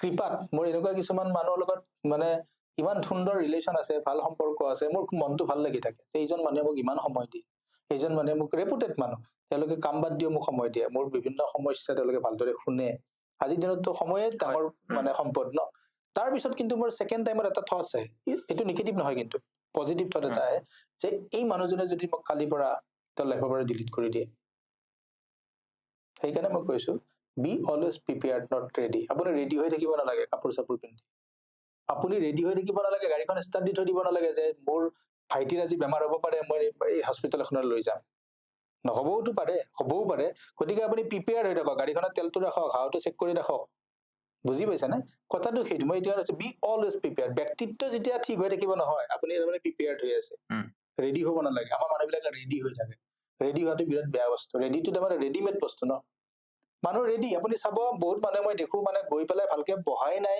নুসুধে তোমাৰ খবৰ কি কেতিয়া আহিলা কেনেকুৱা ঘৰত কি তোমাৰ ব্যক্তিগত জীৱন কেনেকুৱা চলিছে কিন্তু গৈ পাই পেলাই একদম ধুনীয়াকে একদম মানে গোটেই প্লেট ভৰাই পেলাই চাহ দিয়ে মই চাহ খাব যোৱা নাইতো মোৰ যদি ভোক লাগিছে মই কেবিন বহুত আছে ন মই কেবিনত বহো আমাৰ ৰাস্তা ঘাটে মই চাহ খাব পৰা ব্যৱস্থা চাহ একাপ এটা ফৰ্মেলিটিজ কিন্তু মানে তেওঁলোক ৰেডি মানুহ এজন আহিব একদম ভুজিয়া আছে পিঠা আছে হাজোৰ পৰা কিনি আনিছো দৈ আছে মই খুৱাই দিম ৰেডি মোক সেই ৰেডিনেছটো নালাগে মই কৈছো আপুনি প্ৰিপেয়াৰ্ড হৈ থাকক মানুহজনে যদি খাব বিচাৰিছে শান্ত কৰি মই এটলিষ্ট বোলে নাই মিক্সিটো ঠিকে আছে মই চাউল অলপ তিয়াই পেলাই মই এখন পিঠা এখন পুৰি দিম তাৰমানে সেই প্ৰিপেয়াৰ্ডনেছটো লাগে আজি আপোনাৰ চব আছে আপোনাক যদি কালি মই যে ক'লো কেইখনমান ঘৰৰ লগত আপোনাৰ ভাল সম্পৰ্ক তেওঁলোকে যদি ভুল বুজাবুজি হৈ পেলাই আপোনাক কয় তুমি কালিৰ পৰা আপোনাৰ আমাৰ লগত একো সম্পৰ্ক নাই তুমি নাহিবা তেতিয়া আপুনি মৰি যাব সেই প্ৰিপেয়াৰ্ডনেছটো লাগে তেতিয়া আপুনি জীয়াই থাকিব লাগিব ৰেডিনেছটো বেয়া সেইকাৰণে মই কৈছো be always prepared not ready আপুনি নিজক চিনি পাওক আল্টিমেটলি কথা সেইটোৱে নিজক চিনি পাই নিজক একদম সকলো পৰিস্থিতি দুখলৈকেও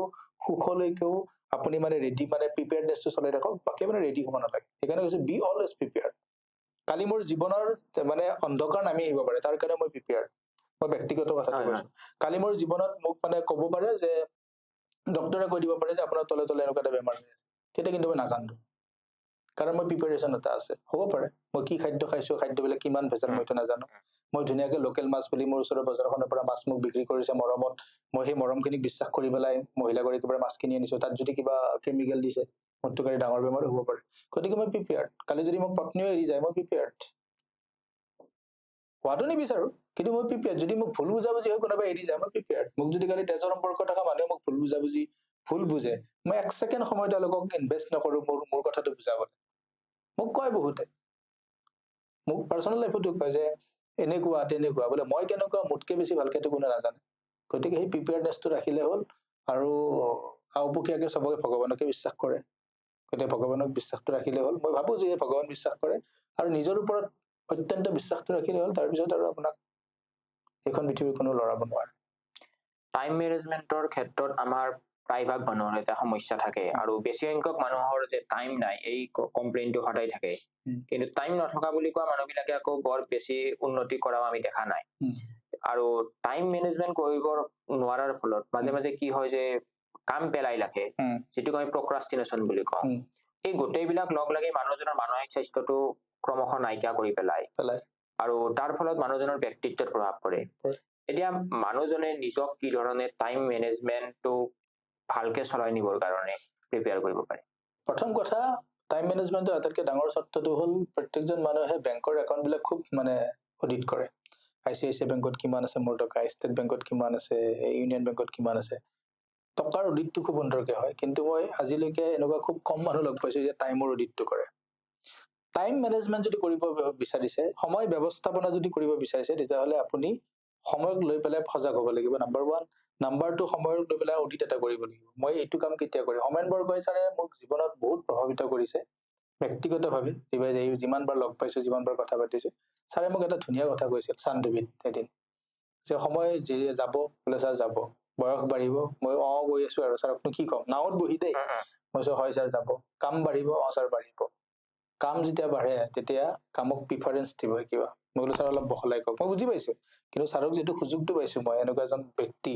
মই ছাৰ নাওখনত অকল 3জন মানুহ 4জন মানুহ মই নাৱৰীয়াজন ছাৰ আৰু দেনিগাম বিখ্যাত কবি দেনিগাম অলপ দূৰত আছে কাৰণে মই ছাৰ একদম মুখামুখি বহি লৈছো ছাৰে মোক কৈছে মোক ধৰিব নালাগে মই ডেকা ল'ৰা এনেকে কৈছে মই বোলো ছাৰ মোক বুজাই দিয়ক ছাৰে ক'লে হেৰি কথাটো এনেকুৱা আছিলে যে কাম যেতিয়া বাঢ়িব প্ৰিফাৰেঞ্চ দিব জানিব লাগিব এটা সময়ত মই ভাতো খাব লাগে কাপোৰো ধুব লাগে ইম্পচিবল এটা কাম কৰিম গতিকে মই সিদিনাৰ পৰা ভাবো মই এতিয়া কাপোৰটো ধুই টাইমটো নষ্ট কৰিম নে ৰাতি আহি কাপোৰ ধুই দিলেও মোৰ টাইমটো মেনেজ হয় সেইকাৰণে মই মোৰ পাৰ্চনেল লাইফত মই এইটো সঁচা কথা কৈছো মই দিনত কেতিয়াও কাপোৰ বেছিকে কিনিম কাপোৰটো মই এনেকুৱা টাইমত ধুম যিটো সময়ত মই কাকো লগ কৰিব নালাগে কাৰো লগত ফোনত কথা পাতিব নালাগে মই কিতাপ পঢ়িব নালাগে বেকাৰ টাইম এটা থাকে মই তাতে কাপোৰ ধোৱাটো মই বেয়া কাম বুলি কোৱা নাই কিন্তু প্ৰিফাৰেঞ্চ আপুনি আপোনাৰ কামটো লৈ পেলাই প্ৰায়ৰিটি মানে প্ৰিফাৰেঞ্চ গতিকে সেই প্ৰিফাৰেঞ্চটো যোনে দিব জানে তাই টাইম মেনেজমেন্ট সদায় ধুনীয়াকে হয় আৰু যিগৰাকী মানুহে টাইমক লৈ কনচিয়াছ নহয় সেইগৰাকী মানুহৰ মুখত সদায় টাইম নাই শুনিব আপুনি কিন্তু যিবিলাক মানে টাইম মেনেজমেন্ট ভালকে কৰিব জানে তেওঁলোকে জীৱনত প্ৰডাক্টিভ কাম বহুত কৰে আৰু তেওঁলোকে জীৱনত আপুনি টাইম খোজে তেওঁলোকে ক'ব যে মই ফ্ৰী আছো কিন্তু তেওঁলোক সাংঘাতিক বিজি মানুহ আৰু যিবিলাক মানুহে কৈ থাকে মোৰ সময় নাই তেওঁলোক জীৱনত আটাইতকৈ মানে লেধা মানুহ আটাইতকৈ কাম নাইকিয়া মানুহ কিন্তু তেওঁলোকৰ মুখত এটাই কথা সময় নাই কাৰণ সময়টো সকলোৰে কাৰণে একে 24 ঘণ্টা মোদীৰ কাৰণেও মোৰ কাৰণেও আপোনাৰ কাৰণেও শ্বাহৰুখ খানৰ কাৰণেও গতিকে এই 24 ঘণ্টাক আপুনি কেনেকে প্ৰিফাৰ মানে আপুনি ভগাই লৈছে চাওক মই দুটা কথা কওঁ যে আমি সময় ব্যৱস্থা কৰাৰ কাৰণে বাকীখিনি কথা ক'লো সময়ক গুৰুত্ব দিব লাগিব সময় জীৱনৰ আটাইতকৈ ডাঙৰ ঔষধ আৰু দুখ জীৱনৰ আটাইতকৈ ডাঙৰ আলহী জীৱনৰ আটাইতকৈ ডাঙৰ ঔষধটো পেৰাচিটামল নহয় কিন্তু জীৱনৰ আটাইতকৈ ডাঙৰ ঔষধটো হ'ল সময়ক যদি ভালকে খাব পাৰিছে সময় আপোনাক স্বাস্থ্যৱান কৰি ৰাখিব মেণ্টেলি ষ্ট্ৰং কৰি ৰাখিব আৰু দুখ জীৱনৰ আটাইতকৈ ভাল আলহী দুখ যেতিয়া আহে নহয় আলহী যদি আহে আপোনাৰ যে মাহী মহা আহে সৰুতে আহিছিল মামা আহিলে 2 পইচা হাতত দিয়ে যায় ন এই ভাগিন কি খবৰ অমুক তমুক দুখটো তেনেকুৱা দুখটো যেতিয়া আহে খুব সুন্দৰকে আঁকোৱালি ল'ব লাগে মাতিব লাগে ৱেলকাম কৰিব লাগে থাকিব দিব লাগে কেইদিনমান দুখৰ লগত সহবাস কৰিব লাগে আৰু যাবৰ সময়ত দুখে বহুত দি যায় শিক্ষা দি যায় মানুহ চিনাকি হোৱাৰ সুযোগ দি যায় নিজক সজাগ কৰি যায় নিজক শক্তিশালী কৰি যায় গতিকে সময় ব্যৱস্থাপনাৰ ক্ষেত্ৰত মই আৰু এটা কথা ক'ম যে আমাৰ জীৱনত 24 ঘণ্টা প্ৰত্যেকজন মানুহে প্ৰফেচনেল কামত 8 ঘণ্টা সময় দিয়ে। এজন ল'ৰা ছোৱালী যদি পঢ়ে স্কুলত বা কলেজত 6 ঘণ্টা কলেজত ক্লাছ হয়, আহোতে 1 ঘণ্টা যাওঁতে 1 ঘণ্টা। কোনোবাই চাকৰি যদি কৰে 8 ঘণ্টা চাকৰি কৰিব লাগে, আহোতে যাওঁতে 1 ঘণ্টা 10 ঘণ্টা। মানে আপুনি শুয়ে 8 ঘণ্টা, থাকিল কিমান? চাকৰি কালত গ'ল 8 ঘণ্টা, শুলে 8 ঘণ্টা, চাইণ্টিফিকেলি 8 ঘণ্টা সময় থাকিল, 8 3 গুণ 24। সেই 8 ঘণ্টাই আমাৰ জীৱন। সেই 8 ঘণ্টাক আপুনি কেনেকে ভগাব? আপোনাৰ মানসিক স্বাস্থ্যৰ কাৰণে যদি মেডিটেশ্যনৰ কাৰণে সময় দিব পাৰে। শাৰীৰিক স্বাস্থ্যৰ বাবে সময় দিব পাৰে, কিতাপ পঢ়িব খুজিলে দিব পাৰে, ভাল লগা কাম, আপুনি এইটো যিটো আপোনাৰ ৰিচাৰ্চৰ লগত আপুনি ভাল লগা কাম এটা কৰি আছে, সেই কামটো আপুনি কৰিব পাৰে। গতিকে সেইটোৱে হ'ল সময় ব্যৱস্থাপনা। সময়ক একদম ধুনীয়াকে আঁকি লৈ পেলাই বহি এখনত ভগাব লাগিব। এইখিনি সময়ত মই এইখিনি কাম কৰিম, এইটো কৰিম, এইটো কৰিম। সময়ক ৰেচপেক্ট দিব লাগিব। সময় ব্যৱস্থাপনা মানে কোনো কথা নাই। সময়ক যদি ৰেচপেক্ট দিব পাৰে, সময় আপোনাক ইন ৰিটাৰ্ণ সকলোবিলাক বস্তু দিব, সন্মান দিব, চিনাকি দিব আৰু সুবিধা দিব। আৰু সময়ক যদি আপুনি সন্মান নকৰে, সময়ে কিন্তু আপোনাৰ জীৱনটো এটা বেলেগ পিনে লৈ যায়। গতিকে সময় ব্যৱস্থাপনা কৰাৰ কাৰণে ভাল দামী ঘড়ী পিন্ধিলেই নহব, আপুনি সময়ৰ প্ৰতি সজাগ হ'ব লাগিব। আৰু আমি যেনেকে কেতিয়াবা মানুহ উচপিচাই ন, যে পইচা এনেই খৰচ হ'ল, ইছৰাম এইখন দোকানত নগলে সেইখন দোকানত যোৱা হলে 100 টকা বাচিলে হয়। কিন্তু যিদিনাখনে এগৰাকী মানুহৰ চিন্তাত সময় খৰচ কৰাৰ কাৰণে উচপিচনি আহিব, সেইদিনাখনে গম পাই যাব যে তেওঁ সময় ব্যৱস্থাপনা শিকি গ'ল। ব্যক্তিত্ব বিকাশৰ লগে লগে এইটো কথা আহি যায় যে বিৰক্তিকৰ ব্যক্তিত্ব। এতিয়া কোনবিলাক অভ্যাসে মানুহৰ ব্যক্তিত্বক বিৰক্তিকৰ কৰি তুলিব পাৰে? এই কথাটো মই বিশেষকে অবজাৰ্ভ কৰো গাড়ী চাৰ্ভিচিঙত গ'লে আৰু বাইক চাৰ্ভিচিঙত গ'লে। আজিকালি বাৰু বাইক চলোৱা বাদ দিলো, গাড়ী চাৰ্ভিচিঙত যেতিয়া যাওঁ তেতিয়া মই এনেকুৱা কিছুমান মানুহ দেখো, তেওঁলোকে তাৰমানে মেকানিকজনক সুধি থাকে এই টাৰডাল ক'ত গ'ল। মেকানিকজনে 2-এটা শব্দৰ আনচাৰ দিয়ে, কিন্তু লাষ্টতে ইৰিটেট হৈ যায়। মানে বেয়া ভাষাই মাতি দিয়ে, শুনো বা তাৰমানে আপুনি বহকচোন তাত, তাত মানে অলপ ডাঙৰকে হৈ তাত ৱেটিং ৰুম আছে, তাত বহক, কফি চফি খাওঁ। কি হয়, তাৰমানে বিৰক্তি হ'ল। তাৰমানে বিৰক্তিকৰ ব্যক্তিত্বৰ মানে চিনাকিটো এনেকুৱা, কিছুমান মানুহে অযথা কুৱেশ্যন কৰি থাকে, অপ্ৰাসংগিক।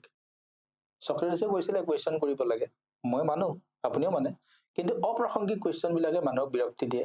দ্বিতীয় কথাটো হ'ল মই তেনেকুৱা মানুহৰ লগত প্ৰায় মুখামুখি হৈ থাকো। তাৰমানে পাৰ্চনেল লাইফত মই দেখো যে কিছুমান মানুহ আছে বেলেগৰ জীৱনত মানে হামলা দিয়া বুলি যে কয় আমাৰ হোষ্টেলীয়া ভাষাত, হামলা দি খুব ভাল পায়, কোনো কাৰণ নাই। নে তেওঁ তোমাৰ পৰা খাইছে, আপোনাৰ পৰা খাইছে, নে আপোনাৰ ওপৰত তেওঁ নিৰ্ভৰশীল, কোনো ধৰণৰ লজিক নাই। কিন্তু আপোনাৰ লাইফটো কেনেকে চলিছে, আপুনি কাৰ লগত ঘূৰে, আপুনি কিমান গাড়ী চলায়, আপুনি গাড়ীখন কেতিয়া উলিয়াই নিয়ে, কেতিয়া ঘৰ সোমায়, কি দৰকাৰ? এইবিলাক কথা এগৰাকী মানুহজন ভিতৰত যিমানে নহওক, যিমানে ভাল নহওক, তেওঁ যিমানে টিলিঙা নবজাওক, তেওঁ যিমানে একদম হাৰে ৰাম হাৰে কৃষ্ণ নকৰক, সেইবিলাক মানুহ কিন্তু বাহিৰৰ পৰা ইৰিটেট। আৰু তাৰমানে চাব, ইৰিটেট ব্যক্তিত্বত কেতিয়াও ল'ৰা ছোৱালী আকৰ্ষিত নহয়। কিছুমান ল'ৰা ছোৱালী, সৰু ল'ৰা ছোৱালী মাতিলে আহে নে কাৰোবাৰ ওচৰলৈ, এনেকে দিলে আহে। আৰু কিছুমানে একদম চুনু মনু এনেকুৱা টাইপ কৰিলে মাতিলেও যে নাযায়। কিয় নাযায় জানেনে? সৰু ল'ৰা ছোৱালী বিলাকে ব্যক্তিত্বটো খুব ভালকে ৰিড কৰিব জানে। ইৰিটেট মানুহৰ তাত সিহঁতে কেতিয়াও নাযায়। তাৰমানে অতিৰিক্ত যেতিয়া কোনো এটা বস্তু মানে অতিৰিক্তকৈ কথা কব, আপুনি আপোনাৰ ব্যক্তিত্বটো বেয়া হ'ল। অতিৰিক্ত আপুনি কাৰোবাক ব্লেম দিব, ব্যক্তিত্ব বেয়া। অতিৰিক্ত আপুনি নিজক আপুনি ভাল বুলি প্ৰমাণ কৰি থাকিব এনিটাইম। কিছুমান মানুহ আছে এনেকুৱা যে মই ভাল, মোৰ ল'ৰা ছোৱালী ভাল, মোৰ হাজবেণ্ড ভাল, মই বিৰাট ক্লিন, ভগৱানটো তেওঁৰে। তাৰমানে ভগৱানে অকল তেওঁকে আশীৰ্বাদ দিয়ে, বেলেগক কাকো নিদিয়ে। সেইটো হ'ল একদম কামোৰ ব্যক্তিত্ব। আপুনি যিটো ধুনীয়া শব্দ ইউজ কৰিছে, বিৰক্তিকৰ ব্যক্তিত্ব। গতিকে একচুৱেলি নিজক চিনি নোপোৱাৰ অভাৱত এই ঘটনাবিলাক ঘটে। মই যিহেতু টিচিং লাইনত আছো, মই বহুত এনেকুৱা টিচাৰ দেখা পাওঁ, ক্লাছটো লৈ আহি তেওঁলোকে তাৰমানে এনেকে দেখায় যে মই একদম হিমালয়ৰ একদম শিখৰত গৈ পেলাই পতাকাখন পুতি থৈ আহিলো। টিচাৰ এগৰাকীয়ে ক্লাছ লোৱাটো আটাইতকৈ সাধাৰণ কথা। টিচাৰ এজনে ক্লাছ লোৱাটো সাধাৰণ কথা, মেকানিক এজনে বাইকখন খোলাটো সাধাৰণ কথা। বেয়া ষ্টুডেণ্ট এগৰাকীক ভাল কৰাটো টিচাৰ এজনৰ কাৰণে ডাঙৰ কথা। একদম চহী হৈ যোৱা বাইক এখন, বিকল ইঞ্জিন এটা ভাল কৰাটো এগৰাকী মেকানিকৰ কাৰণে ভাল কথা। গতিকে বিৰক্তিকৰ ব্যক্তিত্ব এইটোৱে, অপ্ৰাসংগিক কথা সোধা মানুহবিলাক, নিজক লৈ বহুত ব্যস্ত হোৱা মানুহবিলাক, নিজৰ গুণ এনিটাইম বখানি থকা মানুহবিলাক, আৰু লগাতকে বেছি ধৰ্ময়ে হওক, সেৱাই হওক, পৰচৰ্চাই হওক, যিবিলাকে কৰে সেইবিলাক বিৰক্তিকৰ ব্যক্তিত্ব। সেইবিলাকৰ পৰা দূৰত থাকিব লাগে। পাৰিলে মইতো এইবিলাক মানুহৰ লগত মোৰ কোনো টাচ নাথাকে। মোক কোনোবাই বেয়া পাওক ভাল পাওক, কাৰণ মই এম লিভিং এ ভেৰি চিম্পল লাইফ। আৰু মোৰ লাইফৰ যিটো কিংডম, সেই কিংডমৰ মই ৰজা। গতিকে মই বেলেগৰ ঠাট্টা, বেলেগৰ অতিৰিক্ত মৰম, বেলেগৰ অতিৰিক্ত ঘৃণা, বেলেগৰ অতিৰিক্ত সমালোচনাক মই কেয়াৰ কৰা মানুহ নহয়। মই জানো, আৰু মই ভাবো তেনেকে চলাটোৱে ভাল। মই জানো কোন মই জানো হু এম আই, মোৰ মাইনাছ পইণ্ট কি, মোৰ প্লাছ পইণ্ট কি, মই ক'ত ভাল, মই ক'ত বেয়া, মই ক'ত ভুল কৰিছিলো, আৰু মোৰ ক'ত ভুল হ'ব পাৰে মই চব জানো। গতিকে বিৰক্তিকৰ ব্যক্তিত্ববিলাকৰ পৰা বহুত দূৰত, মানে কভিডে কিমান গৈছিলে 5 মিটাৰ দূৰত্ব কভিডৰ সময়ত ডিষ্টেঞ্চ থাকিব লাগে, এইটো মই কম 100 মিটাৰ দূৰত্ব মেইনটেইন কৰাটো ভাল। এতিয়া বৰ্তমান সময়ত মানুহ এজন যদি আগবাঢ়ি যাব লাগে তেতিয়াহ'লে মানুহজনৰ কাৰণে আটাইতকৈ ডাঙৰ বস্তুটো হৈছে নেটৱৰ্কিং বা বিভিন্ন মানুহৰ লগত পাৰ্চনেল কণ্টেক্ট। এতিয়া এই পাৰ্চনেল কণ্টেক্ট কৰাৰ কাৰণে আকৰ্ষণীয় ব্যক্তিত্ব এটাটো লাগিব, কিন্তু পাৰ্চনেল কণ্টেক্ট ধৰি ৰখাটো আকৌ বেছি জটিল।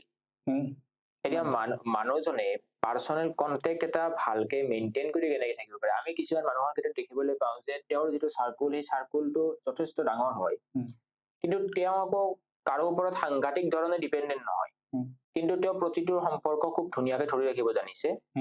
কিন্তু কিছুমান মানুহৰ ক্ষেত্ৰত আমি দেখিবলৈ পাওঁ যে ইণ্টিমেট ৰিলেশ্যন বহুত বেছি পৰিমাণত থাকে, নিৰ্ভৰশীলতা যথেষ্ট পৰিমাণত থাকে, কিন্তু খুব কম সময়তে সম্পৰ্কবিলাক ভাঙি যায়। এতিয়া এই ভাঙি নাযাবৰ কাৰণে আৰু চাৰ্কুলটো ডাঙৰ কৰিবৰ কাৰণে মানুহজনে কেনেকে নিজক গঢ়ি তুলিব পাৰে?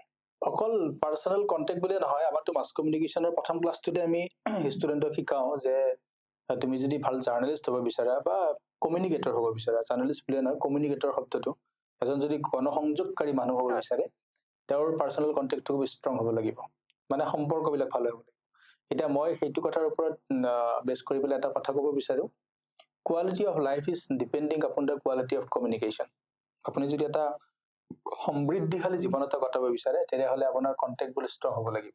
এতিয়া আমাৰ বহুত আমি দেখিব পাওঁ যে কিছুমান মানুহ আছে তেওঁৰ কণ্টেক্ট বহুতৰ লগত আছে, আপুনি যিটো ক'লে, আৰু কণ্টেক্টবিলাক খুব সুন্দৰকৈ চলি থাকে, ভালকৈ চলি থাকে, লং লাষ্টিং।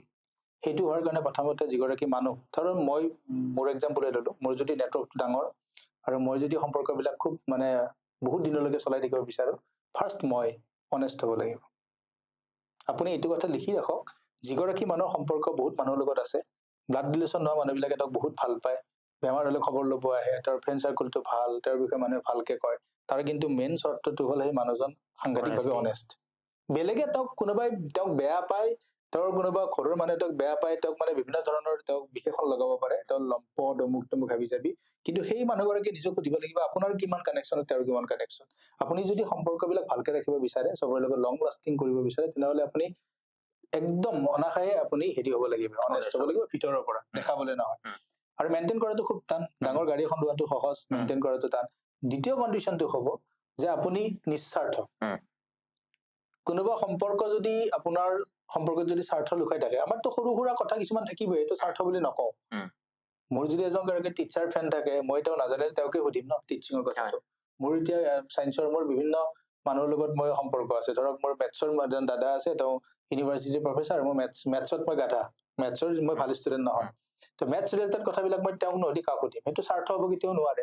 গতিকে স্বাৰ্থ কি কৈছো যে প্ৰি প্লেন, এইজন মানুহৰ লগত ভালে থাকিলে মই তেওঁৰ পৰা এইটো সুবিধা পাম, তেনেকুৱা ধৰণৰ মেণ্টেলিটি লৈ কোনোবাই যদি আগবাঢ়ে, তেওঁৰ সম্পৰ্কটো কেইদিনমান ধুনীয়াকৈ চলিব, ফাই চলিব, মানে ভাল ইণ্টাৰনেট স্পীড থকা নিচিনা, কিন্তু কেইদিনমান পিছতে ধৰা পৰি যাব, আৰু এবাৰ যেতিয়া ধৰা পৰিব তেওঁলোকৰ সম্পৰ্ক কেতিয়াও ভাল নহয়। গতিকে সম্পৰ্ক নেটৱৰ্কিং বঢ়াবৰ কাৰণে প্ৰথম কথা আপুনি এজ এ হিউমেন বিং ভাল হ'ব লাগিব। আপোনাৰ তাত কিবা এটা এনেকুৱা কোৱালিটি থাকিব লাগিব যিটো কোৱালিটি দেখি পেলাই মানুহে আপোনাৰ প্ৰতি আকৰ্ষিত হয়, আৰু সেইটোৱে হ'ল অনেষ্টি। অনেষ্টিটো থাকিব লাগিব। দ্বিতীয়টো কথা, আপুনি কোনোবা ক্ষেত্ৰত বিশেষ হ'বই লাগিব, হয়তো আপোনাৰ হেল্পিং এটিটিউড এটা আছে, হয়তো আপুনি খুব জানে, হয়তো আপোনাৰ ভাল কোৱালিটি আছে, আপুনি ভাল লিখে। কোনেনো এগৰাকী অধমৰ লগত ৰিলেশ্যন কৰিব বিচাৰিব কওকচোন? প্ৰেক্টিকেল কথা কৈছো, প্ৰেক্টিকেল পৃথিৱী, প্ৰেক্টিকেল কথা। আপুনিয়ে বা ময়ে এগৰাকী একদম মূৰ্খ মানুহ, তেওঁৰ লগত আমি কেনেকৈ সম্পৰ্ক? আপোনাৰ সময়ে নাই ন, আজিকালি ভাল পাবই সময় নাই, গতিকে আপুনি সম্পৰ্ক কেনেকে আপুনি হেৰি কৰিব? গতিকে আমি ডেফিনেটলি আপুনি চাৰ্মিং পাৰ্চনেলিটি এটা আপোনাক লাগিব, ব্যক্তিত্ব এটা লাগিব, আপোনাৰ গুণ কিছুমান লাগিব, কিন্তু তাৰ মাজৰ পৰা যদি মই উলিয়াই আনো এই ঘিটো, কিন্তু এই মানে সৰলতা আৰু অনেষ্টি। টাইম মেনেজমেণ্টৰ কথা আমি যেতিয়া পাতিছিলো, তেতিয়া দুটা কথা আমি তাৰ লগত এড কৰিব পাৰো। এটা হৈছে প্ৰায়ৰিটি। আমি বহুত সময়ত প্ৰায়ৰিটিটোক ডিচাইড কৰিব নোৱাৰো, আৰু আনটো হৈছে যে আমি বিভিন্ন ধৰণৰ হেঁচাৰ সন্মুখীন হওঁ, আৰু বহু সময়ত আমি নকৰিবলগীয়া কামত নিজক এংগেজ কৰিবলগীয়া হয়, আৰু এইটোৰ কাৰণে আমি মানুহক ন' বুলি কোৱাটো খুব দৰকাৰ হয়। এতিয়া আমি আৰ্টিষ্টিকেলি বেয়া নোপোৱাকে মানুহ এজনক কেনেকে যে এই কামটো মই আৰু কৰিব নোৱাৰো, সেই কথাটো কেনেকে কম? এইটোৱে ভুল হ'ব, আৰ্টিষ্টিকেলি কোৱাৰ কোনো দৰকাৰ নাই। মই ক'লোৱে যে চব কাম মোৰ জনৰো নহ'ব পাৰে। নো ক'ব, নো কোৱাটো প্ৰয়োজন। আপুনি মানসিক শান্তি যদি বৰ্তাই ৰাখিব বিচাৰিছে, নো কোৱাটো প্ৰয়োজন। নো যেতিয়াই ক'ব শিকিব, তাৰমানে আপোনাৰ অনেষ্টি ইদিনাখনৰ পৰা ৰক্ষা হ'ব। আৰু আপুনি যেতিয়া নো ক'ব শিকিব, আপোনাৰ কাৰণে ভাল নহয়, আপোনাৰ সন্মুখৰ মানুহজনৰ কাৰণে ভাল। তেওঁ স্পষ্টকৈ গম পাব না আপুনি যে কামটো নকৰে, বা আপুনি যে সহমত নাই, আপুনি যে সহায় কৰিব নোৱাৰে। বহুত মানুহে সহায়ো নকৰে, এটা মিছা আশাও দেখায়, সেইটো বেয়া। যিগৰাকী মানুহ স্পষ্টবাদী কাক কয়? ডাঙৰ ডাঙৰকে কথা কোৱাটো স্পষ্টবাদী নহয়তো। ভাল ভাষাত, শুদ্ধ ব্যৱহাৰত ডাইৰেক্ট আনচাৰ দিয়াটো স্পষ্টবাদী। মই এনেকুৱা মানুহ বহুত দেখা পাওঁ, ৰাতিপুৱাৰ পৰা গধূলিলে তেওঁলোকে তাৰমানে চিঞৰি চিঞৰি বেলেগৰ ভুলবিলাক কৈ থাকে, তেওঁ ভাবে মই স্পষ্টবাদী। সেইটো স্পষ্টবাদী নকয়। স্পষ্টবাদী হ'ল যে সঁচা কথাটো কাকো হাৰ্ম নকৰাকে, বেয়া শব্দ ইউজ নকৰাকে, ৰাফ নোহোৱাকে সুন্দৰকে কোৱাটোৱে হেৰি। আৰু নো ক'ব শিকিব লাগে। মই ভাবো প্ৰত্যেকজন ল'ৰা ছোৱালীক মাক দেউতাকে সৰুৰ পৰা সেই কথাটো শিকাব লাগে। হয়। কিয় লাগে মই কৈছো, যে চব কাম মোৰ নহয় ন। মই ফ্ৰেণ্ড আপোনাৰ, আপুনি যদি মোৰ পৰা চব কথাই মানে ভাবি থাকে যে এইটো কামো মোৰ দ্বাৰা হ'ব পাৰে, এইটো মই ক'ব লাগিব যে ভাই চা, মোৰ সময় নাই, মই এইটো কাম আজি নোৱাৰিম, তুমি বেলেগৰ পৰা মাথাটো মাৰা। মই কৰিলো, বেলেগ দিনা কৈ দিম, আজি নোৱাৰিম। তাৰমানে কি, আপুনি সেই নোটো কোৱাৰ লগে লগে মোৰো লাভ হ'ল, ময়ো এটা এংজাইটি লৈ থাকিব নালাগে, আৰু আপোনাৰো ক্লিয়াৰ হ'ল, আপুনিও ক্লিয়াৰ হ'ল যে এই মানুহজনৰ পৰা মই এইটো কাম আজি নাপাম। গতিকে নো কোৱাটো আৰ্টিষ্টিক বুলি কোনো কথা নাই, ডাইৰেক্ট ক'ব লাগে। আৰু মানুহে সদায় চিধা হ'ব লাগে। মানুহ চিধা হ'ব নোৱাৰে আজিকালি। কিয়? মানুহৰ ভয় বহুত। ভয় কিয় বহুত? মানুহে নিজক চিনি নাপায়। নিজক চিনি কিয় পোৱা নাই? ব্যক্তিত্ব বিকাশৰ দিশবিলাক তেওঁলোকৰ প্ৰকট হৈ উঠা নাই। কিয় উঠা নাই? মানুহে মাৰ্কশ্বিটত গুৰুত্ব দিয়া আছে। মানুহে সদায়, আজিৰ তাৰিখত প্ৰতিযোগিতা বাঢ়িছে, আৰু আজিৰ তাৰিখত মানুহে এটা বস্তুলৈ খুব ছেটিছফাইড হয়, মই পঢ়াত ভাল, মই অঞ্চলটোৰ ভিতৰত হায়েষ্ট নম্বৰ পোৱা। এবাৰ আমাৰ ঘৰত এগৰাকী ল'ৰা আহে, সঁচা কথা দেই, ল'ৰাজনৰ মতি গতি দেখি মোৰ পেহীৰ লগত ফুৰিব আহিছিল ল'ৰাজন, মানে লৈ আহে যে সৰু বাচ্ছা কেতিয়াবা এনে। তাৰপিছত দেউতাই সুধিলে, মই এনে কিবা কিবি কাম কৰি আছিলো, মই পেপাৰ পঢ়ি আছিলো নে কিবা, জোতা চাপ পাহৰি গলো, তেনেকুৱা দেওবাৰৰ দিন। তাৰ পেহীৰ লগত আহি ওলাল। তাৰপিছত ল'ৰাজনে এক্টিভিটিজ বিলাক দেখি গম পাই যে ই এটা মানে হেৰি আৰু, মানে কি কয়, দুষ্ট ল'ৰা বুলি যে কয়, সৰু ল'ৰা দুষ্ট, আৰু সি তাৰমানে তাৰ নেচাৰ বিলাক। দেউতাই সুধিলে, হেৰি ভাইটি তুমি স্কুলত যোৱা নে? যাওঁ। ৰোল নম্বৰ কিমান? Roll number 2। মোৰোতো মানে মই যিটো কাম কৰিছো তাৰ পৰা মোৰ চকুটো তালৈ গ'ল, তাৰমানে ইয়াৰ 2 ৰোল নম্বৰ। দেউতাই সুধিলে, 2 ৰোল নম্বৰ তোমাৰ, ইমান পঢ়িব পাৰা? এনেকুৱা তাৰমানে, সেই 6 মানত পঢ়ে, পঢ়িছিল আৰু তেতিয়া। তাৰপিছত মই সুধিলো, ষ্টুডেণ্ট কেইটা? বোলে 3টা।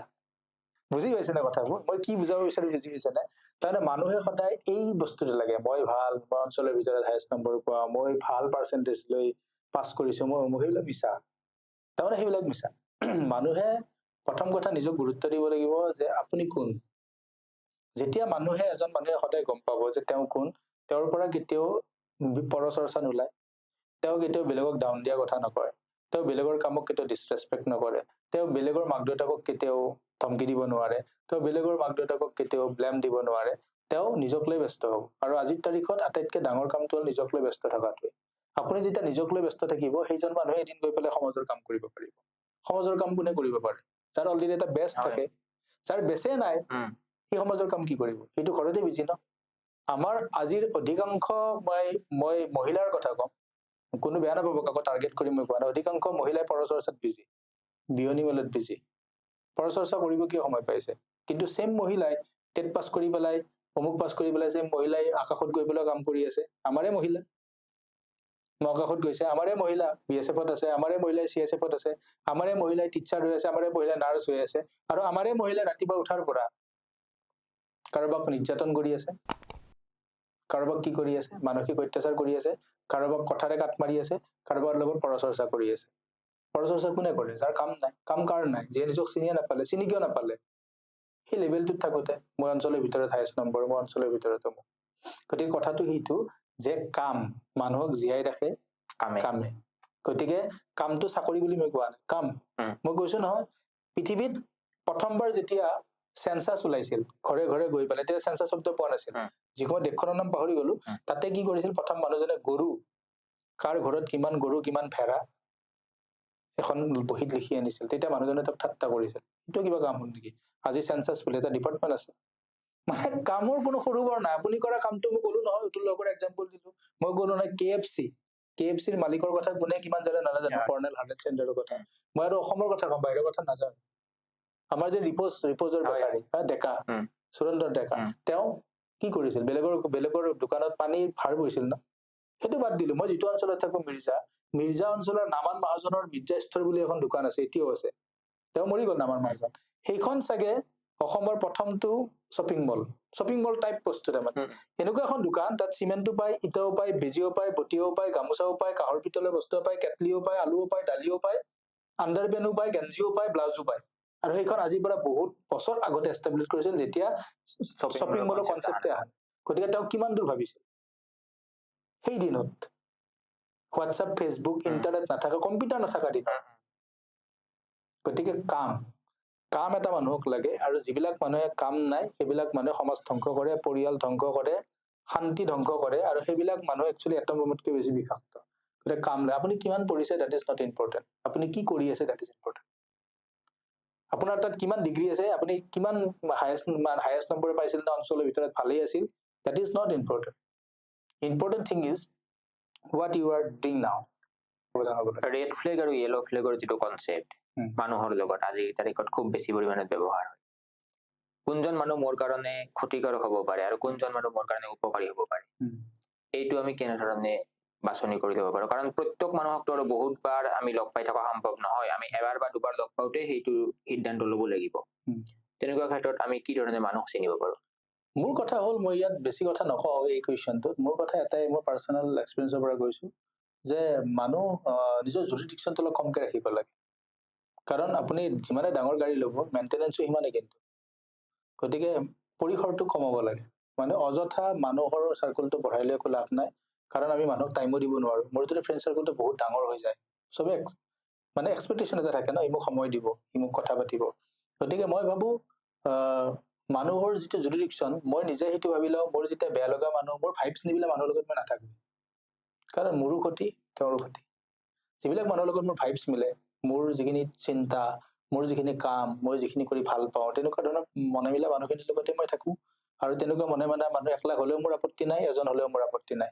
কিন্তু মই মনে নিমিলা মানুহৰ লগত মই এক ছেকেণ্ডো নাথাকো। সেয়া লাগে মোৰ ঘৰৰ চোতালৰ মানুহেই হওক, সেয়া লাগিলে মোৰ কোনোবাই হওক, মোৰ ক্লাছমেটে হওক, মোৰ কোনো কথা নাই। বহু মানুহৰ এটা অভ্যাস থাকে যে একে সময়তে বহুত কাম কৰি থাকে, মাল্টিটাস্কিং বুলি যিটো কোৱা যায়। এই মাল্টিটাস্কিঙে মানুহৰ ব্যক্তিত্ব প্ৰভাৱান্বিত কৰিব পাৰে? ভালভাৱে প্ৰভাৱিত কৰে, পজিটিভলি কৰে, নিগেটিভ একো নাই। মাল্টিটাস্কিং হ'বই লাগিব। পৃথিৱীখন চাওক, we are living in a very competitive era, at the same time we are living in a very digital era. Is not it? আমি এটা ডিজিটেল এৰাত আছো, যিটো এৰাত আপুনি এটা কাম কৰি কেতিয়াও থাকিব নোৱাৰে। আপুনি এগৰাকী ভাল টিচাৰো হ'ব লাগিব, এট দ্য ছেম টাইম এগৰাকী ভাল হাজবেণ্ডো হ'ব লাগিব, এট দ্য ছেম টাইম এগৰাকী সমাজৰ এগৰাকী ভাল মানুহ হ'ব লাগিব, এট দ্য ছেম টাইম আপুনি এজন ভাল বন্ধু হ'ব লাগিব। সেইবিলাকতো এটা কাম। অফিচতো আপুনি, মই টিচিং কৰো, মই টিচিং অকল টিচিংটোৱে মোৰ কাম নহয়। কিন্তু মই এডমিনিষ্ট্ৰেটিভ কামো কৰিব লাগিব, এটেণ্ডেঞ্চৰ কামো কৰিব লাগিব, পেপাৰো কাটিব লাগিব, এক্সামো চলাব লাগিব। হয়, গতিকে মাল্টিটাস্কিং হোৱাৰ লগে লগে আপোনাৰ ব্ৰেইনটো খোল খায়। মাল্টিটাস্কিং যেতিয়াই হ'ব, তেতিয়াই আপোনাক নিজক চিনাৰ সুযোগবিলাক আহে। আপুনি যেতিয়া বহুত কাম, আপোনাৰ ৱাইফ, মই এটা কথা, বেচেলাৰ জীৱনবিলাকত আমাৰ কিছুমান কথা গম নাপাওঁ, কিন্তু এতিয়া গম পাইছো, যেতিয়া বিবাহিত পুৰুষ এজনৰ ৱাইফটো কেইদিনমানৰ কাৰণে ঘৰত থাকিব গুচি যায়, তেওঁ তেতিয়া মানে ধুনীয়াকে নিজৰ মানে কোৱালিটিটো গম পাওঁ। মই দেখোন ভাতো বনাব পাৰো, মই দেখোন মাংসও বনাব পাৰো।